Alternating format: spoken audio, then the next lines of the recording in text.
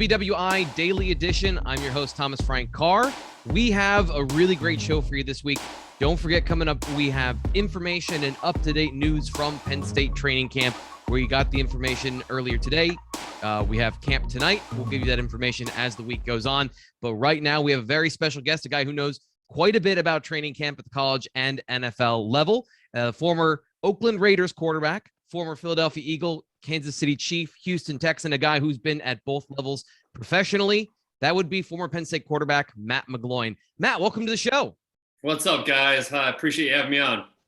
And the guy that normally gets the fanfare and introduction, Nate Bauer, also here today. So, Nate, thanks for joining us. Thanks for coming on and making all this possible. I was a little disappointed that you didn't start with me, but I'm going to get over it. I'm going to work my way through it. Listen, I have Midwestern hospitality. Your guests are always served first. So we went with Matt, then with you. But you can kick us off if you'd like. You know, the floor is yours. That's fair. I'll defer to Mr. McGloin over here. Matt, how you doing, buddy? I'm doing great, man. T. Frank and I were talking a little bit earlier here while you were having some technical difficulties, about last week at training camp, and I was saying, man, especially now that I do the Paydirt Podcast with Tom Hannifan, you're trying to find stuff to talk about, throughout the course of training camp, even though, we're all anxious and we're all, waiting for week one, because that's what we really want to talk about. We want to talk about the actual play itself. So, as fun as training camp is, man, I've had it with training camp talk, man. So I'm looking forward to the season. The season always sneaks up on you. It really, really does, man. Whether you're playing or not. So it's exciting. And heck, man, I'm, Illinois, Nebraska this weekend, man. That's gonna be awesome. I was going to ask you, how is the transition to our side of the camera, being a media member? Do you feel like you're dirty? Do you need to wash yourself? Yeah. No, man. Look, I've been doing it for a little while now. I've been working for Sirius XM since October. So, look, I'm an X's and O's guy. I like just watching the game and breaking play down. I really, really enjoy that. I just have to watch being so emotional and so passionate about the game itself. I try to stay laid back and, as best I can, and not, get too fiery. Can you do that? How's that gone so far? And what do you expect it to be like this season when you're watching Penn State games? That's whatever game I really watch. I get fired up watching. It's just exciting, man. I enjoy the game. I played the game for a long time. So I watch it a different way. You want people to play good, man. I want to see everybody do well. I want to see everyone do well. So when you see mistakes happen that shouldn't be made, that's where I get fired up at. When you see a guy throw a bad ball, that's where I get fired up at, man. Is it always the quarterback's fault, or is it never the quarterback's fault? I've been meaning to ask this for a long time. That depends on the situation. It really does, man. I'd like to think I was hard on myself as a player. So all those times media members like you guys criticize my play and my performance, that wasn't anything. I was telling myself the same things, guys. I was telling myself, you got to do better. You got to be better. You got to work harder. You got to prepare more, So, I think it's the players like that who are really hard on themselves day in and day out. The ones that never feel comfortable, the ones that never feel like they're there. I think it's those guys that have the most success. Yeah. What can you tell us about what you're doing? The obviously the Sirius XM stuff and what obviously the podcast as well, but what the things that you're doing in this season that's upcoming. Yeah, right. So I've been working for Sirius XM, ESPN, Big Ten Radio since October. Worked with a great group of guys. Pete Pistone, Rhett Lewis, Jason Horowitz, Ben Hartsock, Bobby Carpenter. We've got a great group of guys. We do Big Ten this morning, Big Ten today, channel 372, Sirius XM. So that's fantastic. I'm doing the Paydirt Podcast with Tom Hannifan now, and I'll have a few opportunities with Big Ten Network here, coming up when the season starts, man. So it's good. I'm excited just to be back around the game. Yeah. I think that's something as a former player you really do miss, is just kind of being involved and kind of being in that world and living in that fishbowl, I guess. So I think this is a cool opportunity for me. As you guys know, I majored in broadcast journalism, so this was kind of always the plan in the back of my head. So I'm excited about it. I'm excited to see where it goes. Another fellow class of 2012 alum. We graduated the same year from the same school, but never met you at school, which is always weird how that happens at Penn State. One quick question. You said you watch the game differently. Now, are you on recorded and then you rewind to play 3 times, or are you just mad that you can't see the coverage from the broadcast view when you're watching it differently? Which one are you doing? I'm mad that I can't. I'm mad that it's not coach tape. I'm mad that you don't see the whole field, like as if you're looking down on top of the field. I'm mad I can't see the back angle either. I wish they would do that more. The sky cam is my favorite when you get those replays. Yeah. I'm like, oh, I can finally see what is actually happening. Well, that's the thing too, because a lot of times you're watching TV and people are quick to criticize a throw or where a guy's going with the football. Half the time you can't see what the coverage is. Yeah. So he's probably going there for a reason. Well, yeah, I wish they showed more of that coach cam from the side and that coach cam from behind, so everybody can see, what's actually happening. Matt, were you able to get to any games last season? I mean, obviously with everything the way that things were shut down, will this be your first return to an in-person experience this coming season? I think so. Yeah. I mean, I did the radio 2019 at Penn State, so that was awesome. It was great being on the field and seeing the game from a different angle, I guess. Right. I was actually the first time I was actually able to just stand there and look around and enjoy being in Bauer Stadium. The nerves weren't there. The excitement and the energy, all that was there. I think I prefer, being a player as opposed to standing there and calling the game. But I bet you so would everybody else probably. But no, obviously, look, last year I wasn't there. They weren't doing sideline radio. This year I declined to do Penn State radio, which is unfortunate, but I loved working with Steve Jones. I loved working with Jack Ham. I loved working with Roger. They got a great group of guys there. So I wish we could have made that work this year, but it is what it is. But yeah, hopefully I can make it to a few Penn State games this year. Yeah, it's always interesting how, and I'm glad you brought that up, of wanting to be on the field and kind of that, do you get that helpless feeling, or is it more of you want to get in there and be like, hey, you need to do this, you need to do this? Has coaching ever come up in your mind of like, see what somebody's supposed to do? Because you were a very smart, cerebral player. You clearly knew what you were doing on the field. Did that ever cross your mind of maybe being a coach or something like that? Absolutely. I talk about it all the time, and T. Frank, you're not the first person that's asked me or mentioned that to me. I feel like I've gotten that a lot, over the past year, over the past 18 months is, what the next step would be. Why don't you get into coaching, this and that? And I would love to, but, it's just, I've kind of been in that world. I've seen just that schedule that coaches have, man. And, what I mean by that is you may be in one place for 1 year, you may be somewhere else the next year. You may last somewhere 3 years and then have to go somewhere else for 2 years. Right now where I'm at in my life, my wife and I, we have a 2.5-year-old baby boy. We're having another boy in January. Family's important to me. It's the most important thing to me. So if I have to put, coaching aspirations aside for a few years to have a family and have some stability in our lives, I'm more than glad to do that.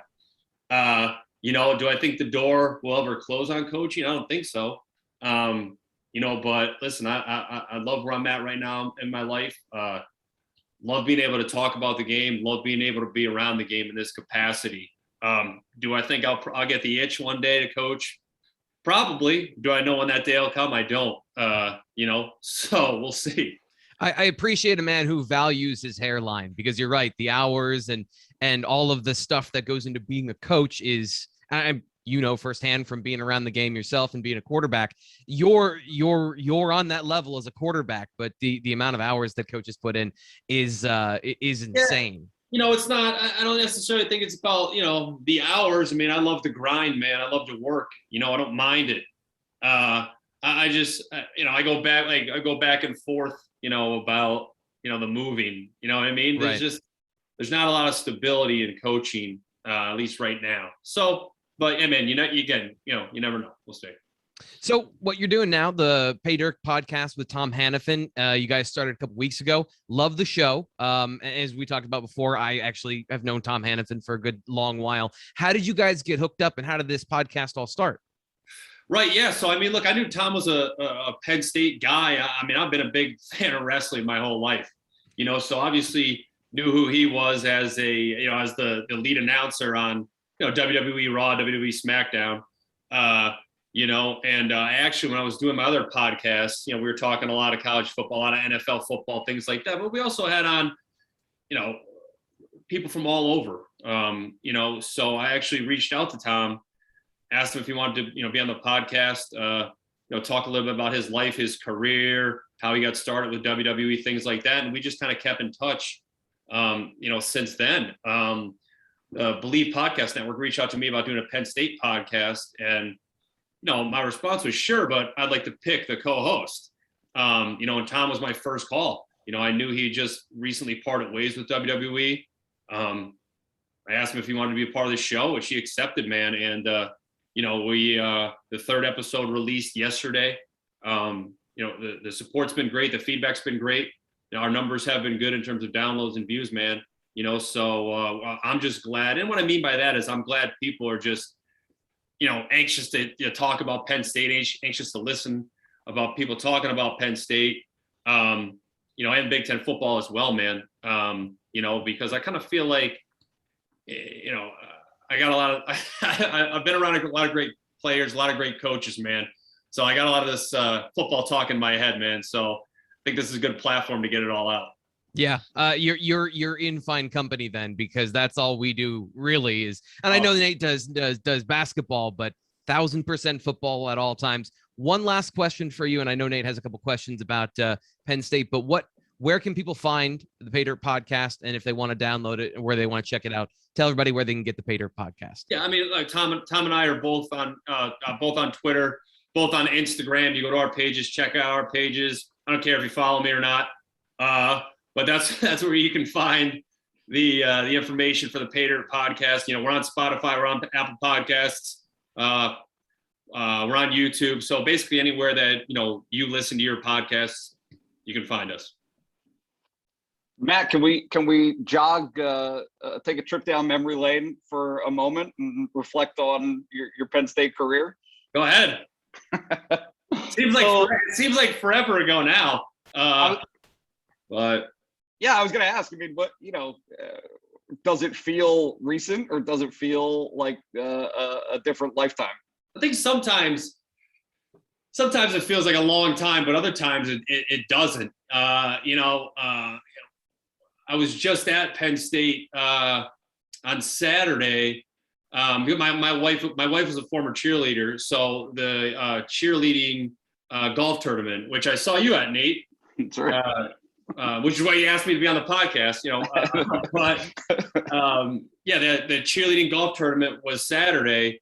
So they had asked me to speak at it and do the opening, so we drove down. And again, man, I feel like anytime that you're driving to Penn State or you're at Penn State, you talk about your memories, talk about your experience there. In that sense, it doesn't feel like, you've been gone that long. But certainly when, you see old highlights or old clips of yourself playing, you look back and you're like, well, that was 10 years ago, man, or that was 9 years ago, 11 years ago, or whatever it may be, man. So it sure does fly by, dude. But yeah, man, I love being back down at Penn State. It's just a special place, man. A lot of great memories, very thankful for my time there. Very fortunate, definitely. And it's always, great to have people, bring it up or people talk about it, man. The support, that I've gotten, has always been great. Just out of curiosity, when people talk to you, do people tend to ask you more about Joe Paterno and, that kind of era versus Bill O'Brien and, everything that you went through in 2012? Like, what are people most interested in when they talk to you about that stuff? So I get asked about both. I get asked about Joe and I get asked about OB. And the question usually is, what was it like playing for Joe? And the question with O'Brien is like, how did you and O'Brien get along? As if Joe Paterno was great to get along with for everybody, right? Like he didn't have that side too. I just think, people assume they know like my personality or Bill O'Brien's personality, both, high energy guys, both fiery guys, guys with, short fuse, so I mean, great way to put it. My response was, yeah, man, I mean, we butted heads a lot, almost every day at practice, but, I think that's why we got along so well. And that's why, I was able to learn that offense fairly quickly because he demanded a lot out of me, but also demanded a lot out of myself. And I think we both knew how good of a place that we were in there with him being a first-year head coach and then having myself who was a fifth-year senior who had played some football, but was also really, really eager to learn. So I think that's why we got along so well. And then, look, obviously having the opportunity to play for Joe, clearly he was towards the end of his, really being a hands-on coach. So when I look back on Joe, I mean, I definitely learned a lot about life. To this day, I'm never late. That's because Joe would never allow you to be late. Couldn't be late for anything. I mean, obviously, I have Joe to thank for graduating because you didn't go to class, you didn't get good grades, you weren't playing on Saturday. And everybody knew that and everybody understood that. So I mean, again, just learned a lot of life lessons, having the opportunity to play for Joe. And then obviously having O'Brien, man, was just an NFL type coaching experience. It was really like being in the NFL before I got to Oakland. When you did get to Oakland, how much of that experience the prior year did you feel like prepared you for that experience? Like, I mean, could you have been prepared if not? I mean, aside from just getting used to the speed itself of the game, I don't think there was that much of a learning curve in terms of the playbook itself, right? I mean, different terminology, but really a lot of the same stuff that we were doing. And I think what was huge is that, he let me make all protection calls. If I had to, change a pass to a run, he let me do that. Run to pass, run to run, whatever it may be, he let me do that. And I think it was that freedom and him saying, here, kid, here's the key, here's the keys of the car, go drive. I think him allowing me to do that in 2012 is what made Oakland, like me as a player, and what made Oakland keep me around. It was, as T. Frank, touched on earlier, it was kind of like, my ability to process the information mentally, go out there and then execute what, my offensive coordinator, my quarterback coach wanted, and be able to do that every single day. So 2012 was huge for me. And I've said it a million times, like if I didn't have Bill O'Brien, Charlie Fisher, Craig Fitzgerald, if I didn't have those guys, there's no way I make it with the Oakland Raiders. Yeah. Go ahead, Nate. Yeah, no, I'm good. You. I had to ask because I don't ever really get a chance to talk to a former NFL quarterback. When you look at certain quarterback coaches, certain offensive coordinators, there's a track record of developing guys like yourself that become good quarterbacks at the position that can execute the assignments and everything necessary. And it's just that I've always wondered, what is it about those guys? Because you worked with Andy Reid, Doug Peterson, Bill O'Brien. What separates those guys? Is it teaching? Is it the way that their offenses work? What is it about those guys that help to develop young quarterbacks? And then I have a follow-up question about that you might have an idea of what it might be after that. think it's definitely the teaching portion of it, but not just the teaching. It's kind of being able to relate to your players, right? I mean, Andy installed the offense. Doug installed the offense every day. Like those guys were up there, in the team offensive meetings, and they're actually telling you, this is what I want. This is this play. This is how you run this play. Hey, wide receiver, tight end, this is the route. This is how I want it run. That way, when you get out in the field, there are no miscommunications. Right? All that stuff is already covered. It's being covered by the head guy, especially with the offensive guys. Now, I've played for defensive-minded coaches in the NFL, so those situations, the OC installs everything. So when you get on the field, there's no lack of communication, for me. But what have I learned along the way? And I've been fortunate to play with a lot of great, for a lot of great head coaches, a lot of great quarterback coaches, a lot of great offensive coordinators. But for me, it's kind of like a trust thing. Do I trust you? Do I know you have my back? Do I know that you support me? Are we working well together every single day, right? Are you not feeding me bull crap every day? You know what I mean? And, there's a big difference there. Is it a good, healthy working relationship where, you're actually listening to what I say? Because I'm the one playing the game. Listen, I understand you're the coach. I understand you're the coach. I'm very coachable.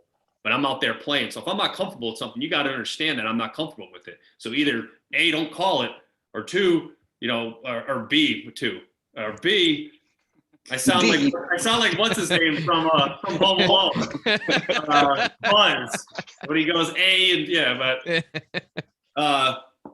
So A, don't call it, or B, let's figure out a way that we can keep practicing and keep getting better at it, because I think that's what made guys like Patrick Mahomes and Alex Smith so great in Kansas City, because I was there in 2018. Patrick was going into his first year as a starter. And even then, if he didn't like a play or if he wasn't comfortable with the play, Andy Reid would take a marker and he would line that play out. And he wasn't going to call that play, or he wasn't going to run that play, that practice, or that. I was only there for the preseason, for that preseason game, right? I mean, that's making your quarterback feel comfortable. I've also been in positions, guys, where it's game day and I'm a backup quarterback, and in the headset it comes, hey, I know you don't like this play, but we got to run this play anyways.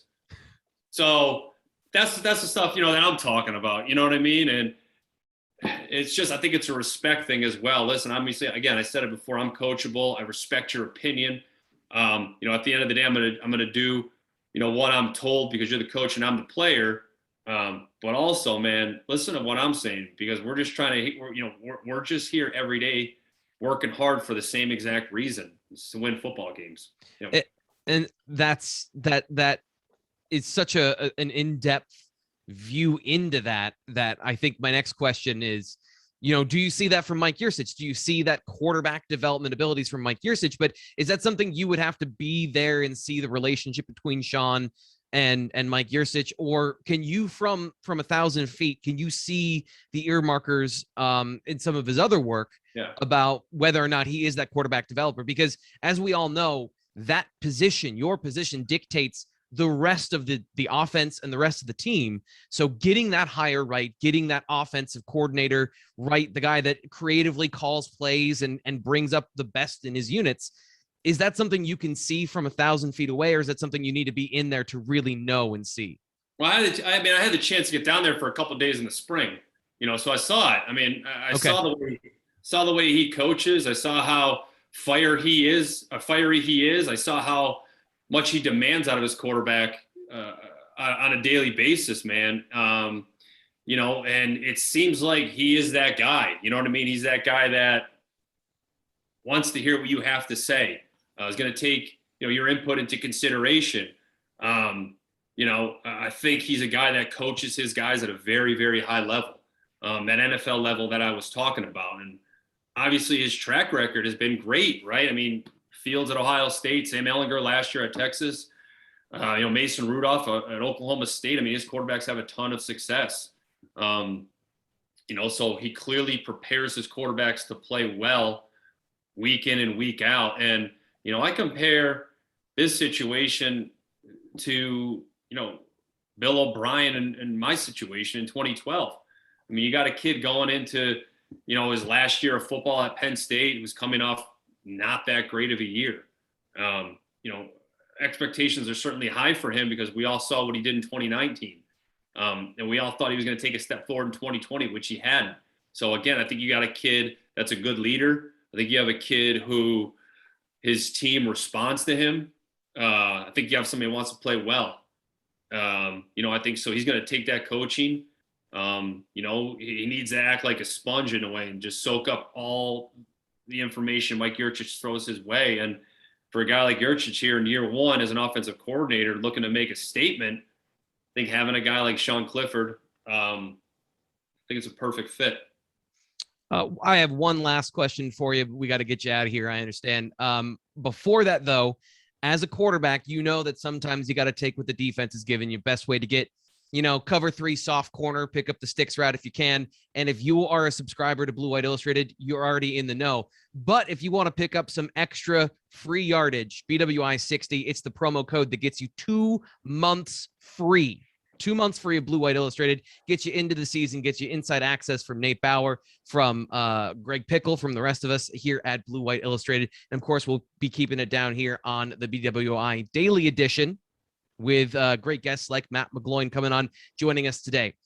You mentioned on the Paydirt Podcast a couple weeks ago, installing a new offense and how difficult that can be from one season to the other and trying to learn all of that information.